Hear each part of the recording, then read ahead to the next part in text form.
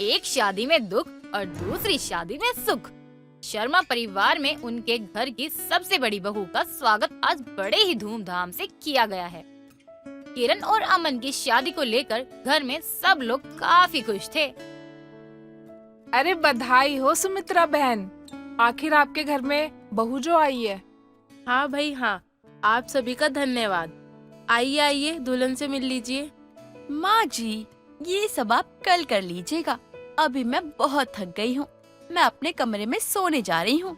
अरे बहू, ज्यादा वक्त नहीं लगेगा, बस सब लोग आएंगे, तुझे देखेंगे और फिर आशीर्वाद देके चले जाएंगे। हाँ हाँ, चलो बहू अब मुंह दिखाई करते हैं। नहीं नहीं माँ जी, इन सब में बहुत वक्त लग जाएगा, मुझसे ये सब नहीं होता। आप ये सब कल कर लीजिएगा। थोड़ी देर बैठ जाओ ना, सब लोग आए हैं पड़ोस से तुम्हें मिलने के लिए। तुम्हें बैठना है तो बैठो, मैं तो जा रही हूँ। अरे सुनो तो। अमन बोलता रह जाता है और किरण बिना कुछ सुने ही वहाँ से चली जाती है। लगता है कि मेरी बहू थक गई है। आजकल की लड़कियां ना बहुत कमजोर हो गई हैं। आइए आप लोग मिठाई खाइए। सुमित्रा, तेरी बहू तो बड़ी तेज है, हमसे आशीर्वाद भी नहीं लिया और मुंह उठाकर चल पड़ी। अरे नहीं नहीं, ऐसा कुछ भी नहीं है। वो शादी में ना लग रहा है काफी थक गई है, शायद इसलिए। हाँ भाई, अब इसकी बहू है, ये जाने इसको क्या करना है क्या नहीं। अरे आप लोग बैठिए ना, मैं मिठाई लेके आती हूँ। अब जिसको देखने आए थे वो तो चली गई, तो हम बैठकर यहाँ क्या ही करेंगे सुमित्रा। हाँ, हम भी चलते हैं। जब तेरी बहू का मूड अच्छा होगा ना, तब बुला लियो हमें, हम आ जाएंगे आशीर्वाद देने। अरे ऐसा मत कहिए, आप लोग बैठिए ना, मैं आप सभी के लिए मिठाई लेके आती हूँ। किरण के ऐसे चले जाने से आसपास की सभी औरतें बातें बनाने लगती हैं और वहीं बेचारी सुमित्रा को भी सभी की बातें सुनकर शर्मिंदगी महसूस होने लगती है। लेकिन बेचारी सुमित्रा किरण से कुछ कह नहीं पाती। किरण का ऐसा बर्ताव अमन को अच्छा नहीं लगता, इसलिए उसने कमरे में जाकर किरण से इस बारे में बात की। यहाँ बैठकर भी तुम फोन चला रही हो, थोड़ी देर वहाँ बैठ जाती तो क्या हो जाता।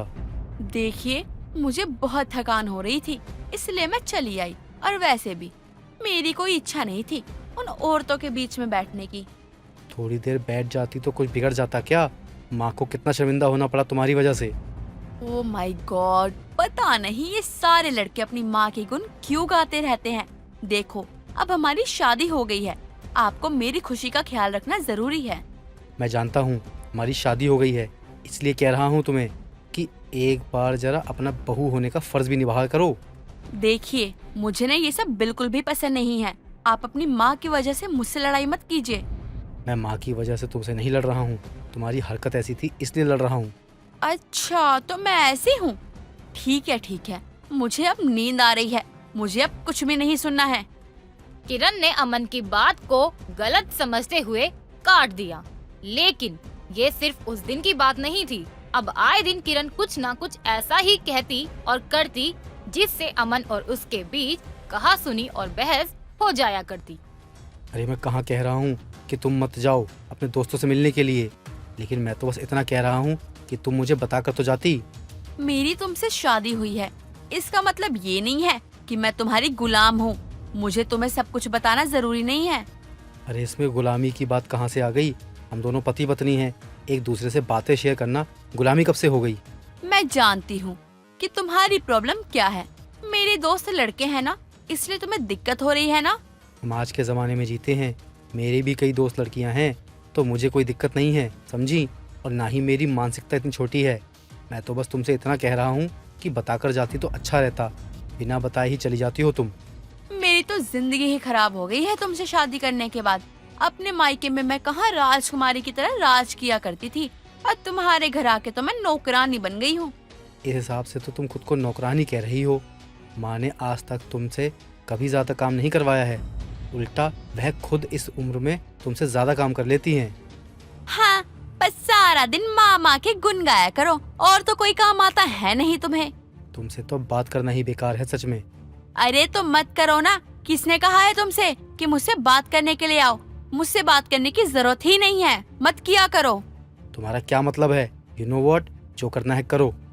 अमन और किरण की शादी में कुछ भी ठीक नहीं था। शादी के पहले दिन से ही दोनों के बीच में ना तो प्यार पनप पाया और ना ही कोई लगाव था। अमन ने अपने रिश्ते को बचाने की जब जब कोशिश की तब तब वह नाकाम रहा। किरण अमन को हर बात पर उसे सुनाने लगती और उसे इस बात का बहुत दुख होता, जिस वजह से उनके बीच अब शादी को आगे बढ़ाने की कोई भी गुंजाइश बाकी नहीं बचती है। मैंने यहाँ पैसे रखे थे, कहाँ गए? मुझे जरूरत थी तो मैंने ले लिए। अरे मुझसे पूछ तो लेती एक बार। वह मेरे नहीं, ऑफिस के पैसे थे। मेरे बॉस ने मुझे संभाल कर रखने के लिए दिए थे। हाँ वही तो मैं सोचूं, तुम जैसे कंगाल के पास इतने पैसे कहाँ से आ गए? अपनी जुबान संभाल कर बात किया करो किरण, और जितने पैसे थे वो सब वापस करो जल्दी। वो सब तो खर्च हो गए हैं। क्या सारे पैसे खर्च कर दिए? अरे ऐसा तुमने क्या कर लिया जो सारे पैसे खर्च कर दिए? अब क्या मैं तुम्हें एक एक पैसे का हिसाब दूं कि मैंने कहाँ खर्च किए हैं? पूरे 1 लाख रुपए थे, कोई 2000 नहीं, जो मैं तुमसे हिसाब ना मांगू। बताओ मुझे, कहाँ खर्च कर दिए तुमने इतने सारे पैसे? पता नहीं मेरे पापा को भी क्या सूझी थी जो उन्होंने मेरी शादी तुमसे करवा दी है। कितने कंगाल हो तुम, अब मुझे हर चीज का हिसाब तुम्हें देना पड़ेगा। एक तो तुमने चोरी की, ऊपर से मेरे पैसे भी ले लिए, ऊपर से ऐसा बर्ताव कर रही हो जैसे मुझसे शादी नहीं करनी थी तो पहले ही कह देती। इस तरह रोज रोज तो दुखी ना होता ना मैं। मैंने पापा के कहने पे तुमसे शादी की है, वरना मैं तो तुम जैसे इंसानों को घास तक ना डालूं। अब देखो ना, तुम हद से ज्यादा आगे बढ़ रही हो। पहले तो तुम मुझे पैसे वापस करो, मुझे बॉस को पैसे देने हैं। अरे नहीं है मेरे पास पैसे, मेरे दोस्त को जरूरत थी तो मैंने उसे दे दिए। ऐसे कौन सा दोस्त आ गया तुम्हारा जिसे तुमने इतने सारे पैसे दे दिए? तुम्हें क्या मतलब है उससे? तुम जैसे इंसान के साथ तो मुझे रहना ही नहीं है। तुम्हें क्या मेरे साथ नहीं रहना है? अरे अब मुझे भी तुम्हारे साथ नहीं रहना है। मुझे तलाक चाहिए, तलाक। हाँ तो ले लो ना तलाक, मुझे कोई फर्क नहीं पड़ता। मैं जा रही हूँ यहाँ से। चली जाओ जहाँ जाना है, जाओ, और फिर कभी वापस अपनी शक्ल मत दिखाना मुझे। जिंदगी में मुझे तुमने जितना दुख दिया है ना, शायद मैं कभी इस चीज से उबर भी ना पाऊँ। अमन और किरण ने आखिरकार अपना रिश्ता खत्म कर ही लिया। वैसे भी उस रिश्ते में कभी प्यार और लगाव तो था ही नहीं, इसलिए शादी का होना ना होना एक बराबर था। लेकिन इस चीज से अमन के मन पर बहुत ही ज्यादा गहरा असर पड़ता है, जिस वजह से अब वह दूसरी बार किसी भी रिश्ते में बंधने के लिए तैयार नहीं था। अमन बेटा, ऐसा कैसे चलेगा बेटा? तेरी शादी को टूटे पूरे 1 साल हो गए हैं और तू सभी रिश्ते के लिए मना कर देता है। ऐसा क्यों करता है बेटा तू? माँ, मैं उस चीज से अभी तक उबर नहीं पाया हूँ, और क्या उम्मीद है कि मुझे दूसरी शादी में सुख मिलेगा? बेटा, जीवन में सुख दुख तो आते रहते हैं, लेकिन इसका मतलब ये तो नहीं कि तू उम्मीद लगाना छोड़ दे। मैं जानती हूँ कि तेरी पहली शादी में तुझे कोई सुख नहीं मिला, लेकिन तू उम्मीद लगाना तो मत छोड़। माँ, मुझे नहीं लगता है कि मैं एक और शादी के लिए अभी तैयार हूँ। बेटा, अब मेरी उम्र हो गई है और मेरी तबीयत भी खराब रहती है। अब मुझसे ना ये घर का काम नहीं हो पाएगा बेटा, तो तुझे कुछ सोचना चाहिए ना। बेटा, मैं तो बस यही चाहूंगी कि मेरे मरने से पहले ना तेरा घर बस जाए, नहीं तो मेरी आत्मा बहुत कल्पेगी। माँ, मैं आपकी चिंता को समझता हूँ, लेकिन अब मना मत कर बेटा, ये तेरे लिए रिश्ता ना बहुत अच्छा है। और पता तेरे को, पहले लड़की की भी सगाई टूटी थी, लेकिन लड़की बहुत अच्छी है और तेरी गांव की मौसी है ना, उन्होंने ये रिश्ता भिजवाया है। बस तू हाँ कर दे बेटा एक बार, फिर ये रिश्ते की बात ना मैं आगे बढ़ाऊं। ठीक है माँ, आपको जैसा अच्छा लगे। ठीक है बेटा, तो मैं आज ही ना रिश्ते की बात आगे बढ़ाती हूँ। अमन ने अपनी माँ की चिंता को देखते हुए दूसरी शादी के लिए हाँ तो कर दी थी, लेकिन अभी भी अमन मन से इस रिश्ते के लिए राजी नहीं था। माँ, शादी से पहले एक बार लड़की से मिलना चाहता हूँ मैं। हाँ हाँ बेटा, क्यों नहीं, मैं आज ही तेरी मौसी को कहती हूँ कि तुम दोनों की ना मुलाकात करवाएं। ठीक है माँ। लेकिन बेटा, एक बात का ध्यान दियो, दीपिका से ऐसी कुछ बातें मत करना कि उसका दिल दुखे या शादी टूटने का डर रहे। माँ, इस दूसरी शादी को करने से पहले दीपिका से सब कुछ साफ साफ बात करना चाहता हूँ, जिससे उसे बाद में कोई पछतावा ना हो। ठीक है बेटा, मैं तेरी मौसी से बात करती हूँ और मैं उन्हें ये भी बोलूंगी कि तुम दोनों को ना मिलवा दे, ताकि तुम लोग ना अकेले टाइम बिता सको। इतना कहकर सुमित्रा अपनी बहन को फोन करती है और दीपिका और अमन की मुलाकात करवाने का कह दी। देखो दीपिका, मैं यह शादी करने से पहले तुम्हें साफ साफ बता देता हूँ। तुम उसके बाद ही अपना फैसला करना कि तुम्हें ये रिश्ता निभाना है या फिर नहीं। जी कहिए। मेरी पहले शादी में बहुत दिक्कतें हुई थी, इसलिए आज तक मैंने कभी दूसरी शादी नहीं करी और मैं उस पहली शादी के जख्मों को अभी तक भूल नहीं पाया हूँ। हो सकता है शादी के बाद भी मुझे इस शादी को निभाने में काफ़ी वक्त लगेगा। मैं समझ सकती हूँ आपकी बात को। मेरी भी सगाई टूट चुकी है। सगाई टूटने और शादी टूटने में फ़र्क होता है। अगर तुम यह शादी अपने माता पिता के दबाव में कर रही हो तो मत करो प्लीज़। ये रिश्ता मैं किसी के दबाव में नहीं कर रही हूँ, बल्कि मैं अपनी मर्जी से आपसे शादी करने के लिए तैयार हूँ। तो ठीक है। आप चिंता मत कीजिए, आप मेरी तरफ से बेफिक्र हो जाइए। मैं शादी के बाद आप पर कोई दबाव नहीं डालूंगी। आप जितना चाहे उतना वक्त ले सकते हो। अमन ने दीपिका से बात करने के बाद अपनी दूसरी शादी के लिए हामी भर दी थी, लेकिन वे कहते हैं ना, दूध का जला छाछ भी फूक फूक कर पीता है। बस अमन के साथ भी वही हो रहा था। अरे बधाई हो सुमित्रा, आज तो तेरे घर दूसरी बहू आई है। अरे बहुत बुरा हुआ मन के साथ, पहली शादी तो टूट ही गई। चलो देखते हैं ये कैसी होगी। अरे तेरी नई बहू तो आई गई अब। मीरा चल यहाँ से, इस बहू को भी तो आराम करना होगा ना। चल चल चलते हैं। आपसे कहा था ना कि इन लोगों को मत बुलाना, अब फिर से ताने मारेंगे आपको। अरे बेटा, मैंने तो ये बुलाया इन्हें। अरे खुद आ गई हैं दोनों के दोनों। वो बहन जी, मेरी बहू ना थोड़ा थक गई है, तो आप बाद में मिलने आ जाना। अरे नहीं आंटी जी, आप बैठिए ना, मैं बिल्कुल भी नहीं थकी हूँ। आइए मुझे अपना आशीर्वाद दीजिए। अरे वाह बहू, तू हमें बुला रही है? हाँ हाँ अभी आते हैं हम। अरे ये तो बहुत सुंदर है सुमित्रा, है ना?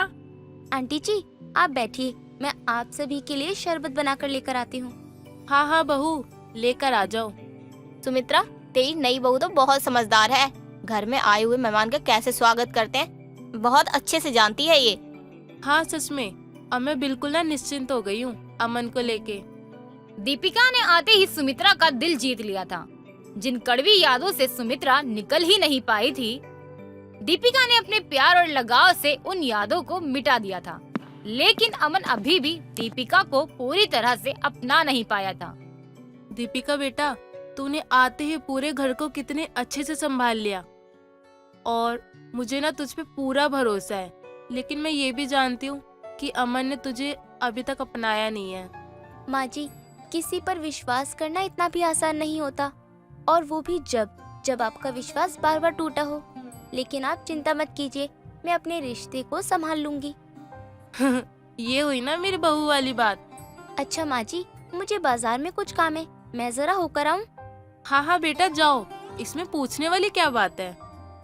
ऐसे ही दीपिका के जाने के बाद अमन घर आता है और देखता है कि दीपिका घर में ही नहीं है। माँ, दीपिका कहीं दिखाई नहीं दे रही है। हाँ बेटा, उसने बताया था कि वो बाजार जाने वाली है, वहीं गई होगी। बाजार में? मुझे तो लगता है अपने किसी दोस्त से मिलने गई होगी। आपको याद नहीं है, किरण भी ऐसे चली जाती थी और घंटों घंटों तक घर नहीं आती थी।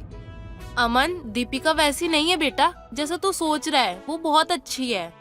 सारी लड़कियां ऐसी होती हैं माँ। अब देखना कितनी देर में आती है और आकर कहेगी, माँ जी बाजार में कुछ अच्छा नहीं मिला। लेकिन मुझे तो मिल गया। ये देख, आ गई दीपिका। माँ जी देखिए, मैं ये सब्जियाँ लाई हूँ और ये मशरूम भी। ये कल आपसे कह रहे थे ना कि मशरूम खाना है, इसलिए मैं बाजार में वहाँ चौक पर गई थी। मशरूम लाने के लिए थोड़ी सी देर लग गई बस। अरे बेटा, इतनी दूर जाने की क्या जरूरत थी? देख अमन, दीपिका इतनी दूर गई थी, वो भी पैदल, मशरूम लाने के लिए, सिर्फ तेरी फरमाइश पे। अरे कोई बात नहीं, आप हाथ मुंह धो लीजिए, मैं थोड़ी देर में मशरूम बना देती हूँ। अमन, मैं जानती हूँ कि तू अभी तक अपनी पहली शादी से उभर नहीं पाया, लेकिन बेटा तू दीपिका की तरफ भी तो देख, वो कितनी कोशिश कर रही है और तू उसे नजरअंदाज किए जा रहा है। दीपिका की कोशिश को देखकर अब अमन के मन में भी दीपिका के लिए कहीं ना कहीं कुछ उम्मीदें जागने लगती हैं। लेकिन फिर भी कभी कभी वह उस पर पूरी तरह विश्वास नहीं कर पाता। अरे यहीं तो रखे थे, कहाँ चले गए? क्या ढूंढ रहे हो आप? मैंने यहाँ पैसे रखे थे, अब मिल नहीं रहे। हाँ, वो पैसे मैंने ले लिए थे। तुम्हें पैसे अगर चाहिए थे तो मुझसे मांग लेती, मैं दे देता। तुम लड़कियों की चोरी करने की आदत क्यों है? किसे देने थे तुम्हें इतने पैसे? अपने दोस्त को या फिर अपने किसी और को? पता नहीं क्या किस्मत है मेरी, हर बार मेरे साथ ही ऐसा क्यों होता है? अरे वो पैसे तो मैंने अलमारी के लॉकर में रखे थे। यहाँ काम करने वाली पोंछा लगा रही थी ना, तो मैंने संभाल कर लॉकर में रख दिए। ये लीजिए चाबी और ले लीजिए। अमन लॉकर को खोलता है तो सारे पैसे वहीं पड़े थे। अमन को खुद पर शर्मिंदगी होती है कि उसने बिना सोचे जाने दीपिका को इतना सब कैसे कह दिया। मुझे चोरी करने की आदत नहीं है। आज के बाद मैं आपकी किसी भी चीज को हाथ नहीं लगाऊंगी। सॉरी, मेरा मतलब वो नहीं था। अगर आपको मुझ पर भरोसा नहीं है तो आप अपनी अलमारी को ताला लगा कर रख दीजिए। अरे दीपिका, मेरी बात तो सुनो। अमन की बातों से दीपिका को बहुत बुरा लगा। उसने पूरे दिन अमन से बात तक नहीं की। अमन को भी अब अपनी गलती का एहसास हो रहा था, लेकिन वो दीपिका को मना नहीं पा रहा था। माँ, मुझे एक ताला देना जरा। क्यों? क्या करेगा ताले का? मुझे अपनी अलमारी पर लगाना है। ये तो सच में ताला लगा रही है। इन्हें अभी तक मुझ पर विश्वास नहीं हुआ। अरे अलमारी पे ताला क्यों लगा रहा है तू? मेरी बहुत सारी कीमती चीजें पड़ी हैं उस अलमारी में, आप बस ताला ला दीजिए मुझे। अमन अलमारी को ताला लगाकर आता है और चाबी लाकर दीपिका के हाथ में रख देता है। अरे आप ये चाबी मुझे क्यों दे रहे हो? आज से मेरी हर कीमती चीज पर तुम्हारा हक है दीपिका। इस चाबी के साथ मैं तुम्हें अपना विश्वास भी दे रहा हूँ। ये हुई ना बात। और आज तुम खाना मत बनाना। क्यों, क्या हुआ? आपको मेरे हाथ का खाना अच्छा नहीं लगा? नहीं, आज हम दोनों बाहर खाना खाने चलेंगे।